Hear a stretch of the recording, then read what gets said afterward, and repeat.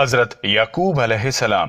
حضرت یعقوب علیہ السلام کا لقب اسرائیل ہے۔ اسرائیل عبرانی زبان کا لفظ ہے جو کہ اسرا یعنی عبد اور ایل یعنی اللہ کے الفاظ کا مرکب ہے۔ عربی میں اس کا ترجمہ عبداللہ یعنی اللہ کا بندہ کیا جاتا ہے۔ آپ کے دادا حضرت ابراہیم علیہ السلام کو جس وقت حضرت اسحاق علیہ السلام کی ولادت اور منصب نبوت پر سرفرازی کی بشارت دی گئی تھی، اسی وقت آپ علیہ السلام کی پیدائش اور جلیل القدر پیغمبر ہونے کی بشارت بھی دی گئی، اور بخشا ہم نے اس کو اسحاق اور یعقوب دیا انعام میں، اور سب کو نیک بخت کیا۔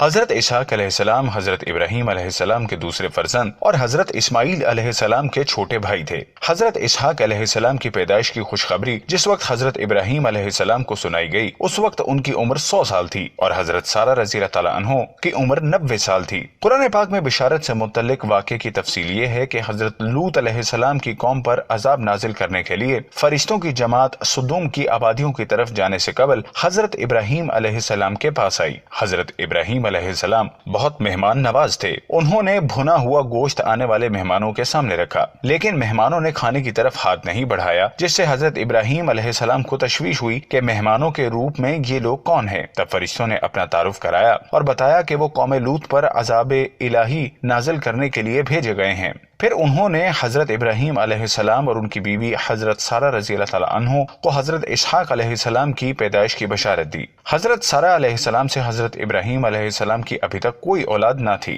انہوں نے فرشتوں کی زبانی جب یہ بشارت سنی تو انہیں حیرت ہوئی کہ عمر کے اس حصے میں اللہ تعالیٰ انہیں اولاد سے نوازیں گے۔ اس پر فرشتوں نے کہا، وہ بولے، یوں ہی کہا تیرے رب نے، وہ جو ہے وہی ہے حکمت والا خبردار۔ اسحاق اصل تلفظ کے اعتبار سے یسحق ہے۔ یہ عبرانی لفظ ہے جس کے معنی ہنستا ہوا ہیں۔ حضرت اسحاق علیہ السلام کی جائے پیدائش شام کی سرزمین تھی، جہاں حضرت ابراہیم علیہ السلام مصر کے سفر کے بعد اقامت گزین تھے۔ محققین حضرت اسحاق علیہ السلام کا سن پیدائش 2060 قبل مسیح بتاتے ہیں۔ آپ اللہ تعالیٰ کے برگزیدہ بندے اور جلیل القدر پیغمبر تھے۔ آپ کے بعد بنی اسرائیل میں جتنے بھی رسول اور نبی مبعوث ہوئے وہ سب آپ کی اولاد میں سے ہیں۔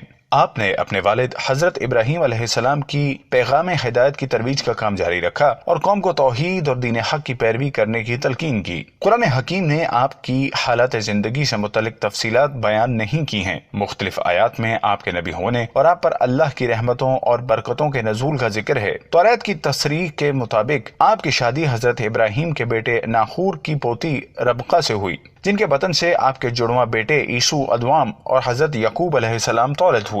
اس وقت حضرت اسحاق علیہ السلام کی عمر 60 سال تھی۔ حضرت اسحاق علیہ السلام آخری عمر میں نابینا ہو گئے تھے۔ آپ نے 180 برس کی عمر میں کنعان میں انتقال فرمایا۔ آپ کا مدفن قریہ اربا جبرون ہے۔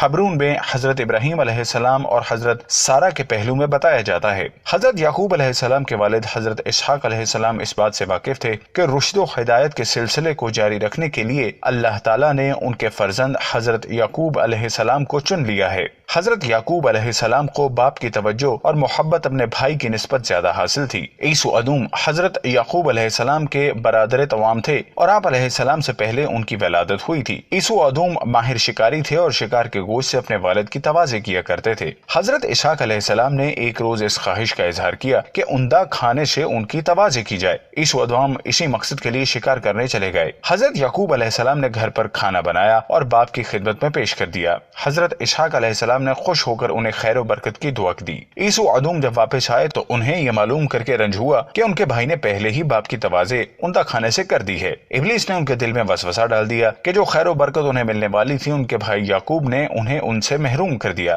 بشری کمزوری کے تحت وہ اپنے بھائی حضرت یعقوب علیہ السلام سے ناراض ہو گئے۔ یہ ناراضگی اور رنجش جب بڑھنے لگی تو حضرت یعقوب علیہ السلام کی والدہ نے انہیں اپنے بھائی لابان کے پاس فدان آرام بھیج دیا تاکہ دونوں بھائی کچھ عرصہ ایک دوسرے سے جدا رہیں اور آپس کے تعلقات بگڑنے نہ پائیں۔ عیسو ادوم اس بات پر ناراض ہو کر اپنے چچا حضرت اسماعیل علیہ السلام کے پاس چلے گئے، جہاں حضرت اسماعیل علیہ السلام کی صاحبزادی سے ان کی شادی ہوئی اور وہ اور ان کی اولاد وہیں آباد ہوئی۔ تاہم دونوں بھائیوں کے باہمی تعلقات حالات بعد میں خوشگوار رہے۔ لابان کے پاس حضرت یعقوب علیہ السلام کے قیام کا عرصہ 20 سال بتایا جاتا ہے۔ اسی وقفہ سے متعلق تورات میں یہ واقعہ مذکور ہے کہ آپ کے ماموں نے آپ سے عہد لیا کہ اگر آپ 10 سال ان کے پاس یہاں رہ کر بکریاں چرائیں تو وہ اس مدت کو مہر قرار دے کر اپنی بیٹی آپ کے عقد میں دے دیں گے۔ حضرت یعقوب علیہ السلام نے یہ مدت پوری کر دی تو آپ کے ماموں لابان نے اپنی بڑی بیٹی لیا آپ کے عقد میں دینا چاہی۔ حضرت یعقوب علیہ السلام کا رجحان تبے چھوٹی لڑکی راحیل کی طرف تھا، لیکن دستور کے مطابق بڑی لڑکی سے پہلے چھوٹی لڑکی کی شادی نہ ہو سکتی تھی۔ آپ کے ماموں نے اس کا حل یہ پیش کیا، آپ بڑی لڑکی سے شادی کر لیں اور ان کے ہاں اپنا قیام 7 سال مزید بڑھا دیں، تب چھوٹی لڑکی بھی آپ کے عقد میں دے دی جائے گی۔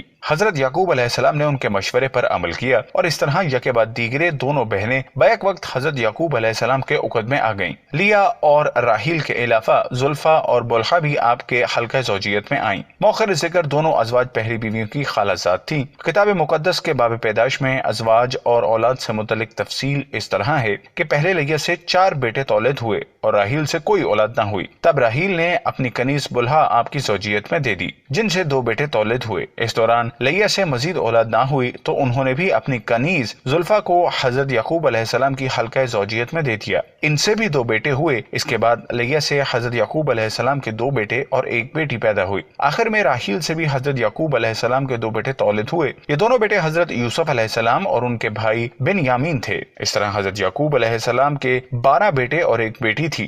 سب سے چھوٹے فرزند بن یامین کے علاوہ تمام اولاد فدان ارام میں پیدا ہوئی۔ حضرت یعقوب علیہ السلام اپنے ماموں لابان کے پاس سے جب فلسطین واپس آئے تو انہوں نے حضرت یعقوب علیہ السلام کو بہت سا مال و متاع دے کر رخصت کیا۔ بن یامین کی پیدائش فلسطین میں ہوئی۔ قرآن حکیم میں آپ کے جلیل القدر نبی ہونے کا تذکرہ متعدد مقامات پر کیا گیا۔ آپ اہل قنعان کی ہدایت کے لیے مبعوث ہوئے تھے۔ محققین کے مطابق آپ کے زمانے میں قنعان کا بادشاہ سلجم ابن دارا تھا۔ حضرت یعقوب علیہ السلام نے سلجم اور اس کی قوم کو حق و معرفت کی راہ اپنانے کی دعوت دی، لیکن سرکشوں نے اسے قبول نہ کیا اور بالآخر وہ لوگ زلزلے کی لپیٹ میں آ کر ہلاک ہو گئے۔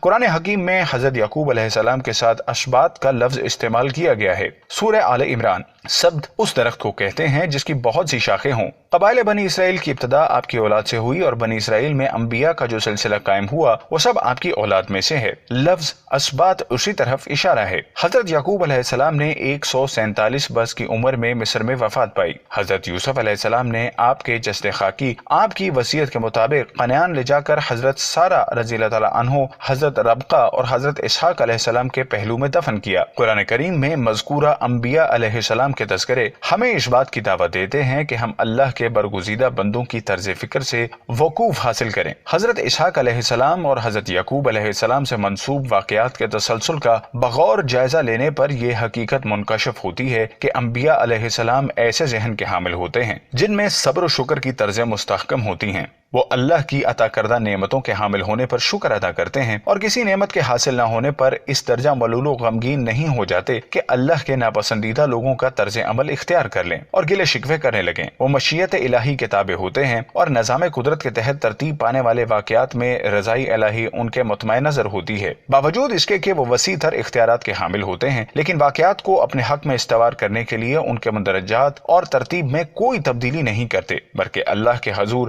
عجز و انکساری کا نذرانہ پیش کر کے التجا کرتے ہیں کہ رب کائنات ان کو ثابت قدمی اور صبر و استقامت عطا فرمائے تاکہ وہ اس امتحان میں پورے اتریں۔ حضرت یعقوب علیہ السلام نے اپنی تمام زندگی میں صبر و استقلال کا عظیم الشان مظاہرہ کیا۔ جب آپ کے فرزند اور جلیل القدر پیغمبر حضرت یوسف علیہ السلام اپنے ہی بھائیوں کے حسد کا شکار ہو کر باپ سے جدا ہو گئے تو باوجود اس کے کہ حضرت یعقوب علیہ السلام حقیقت حال سے بے خبر تھے، وہ مشیت الہی کے تحت خاموش رہے اور انہوں نے رب کائنات کے انتظام کے تحت بیٹے سے ملنے کا انتظار کیا۔ بشری تقاضے کے تحت وہ بیٹے کی جدائی میں روتے رہے، لیکن ناشکری اور نافرمانی کا ایک لفظ بھی زبان سے ادا نہ کیا۔ پیغمبروں کی ساری زندگی اس عمل سے عبارت ہے کہ ہر چیز اللہ کی طرف سے ہے۔ تمام انبیاء کرام اور اولیاء اللہ کے اندر استغنا کی طرز فکر راسخ ہوتی ہے۔ انبیاء اس طرز فکر کو حاصل کرنے کا اہتمام اس طرح کیا کرتے ہیں کہ وہ کسی چیز کے متعلق سوچتے تھے تو اس چیز کے اور اپنے درمیان کوئی رشتہ براہ راست قائم نہیں کرتے تھے۔